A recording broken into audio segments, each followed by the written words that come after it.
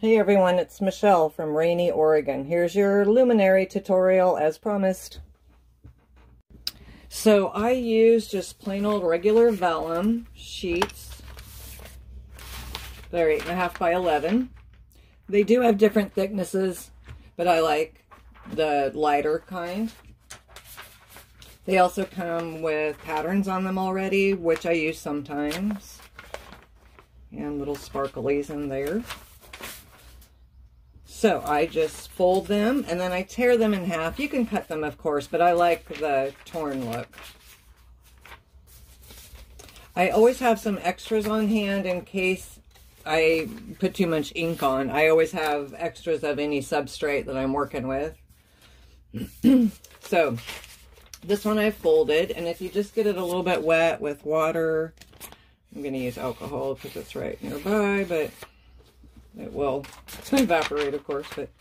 And sometimes I put it on a dark piece of paper when I'm folding it so I can see better to get it exactly in half.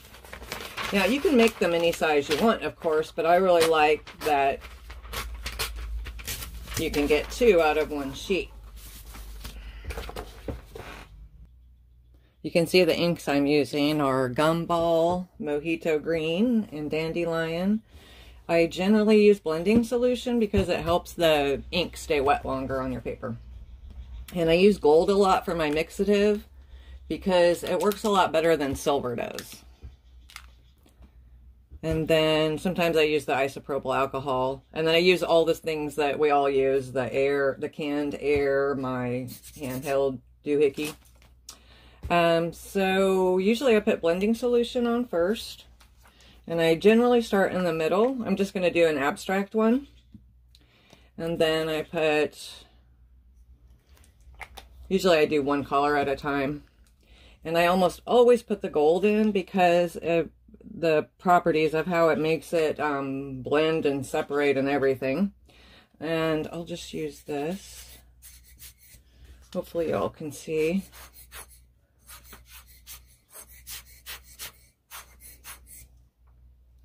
So I've still got some blending solution right there and right there. So I could add another color. I usually do purple on these, but I'm getting low on purple because it's my favorite color. And then I can just do that. So that's just color with no mixative.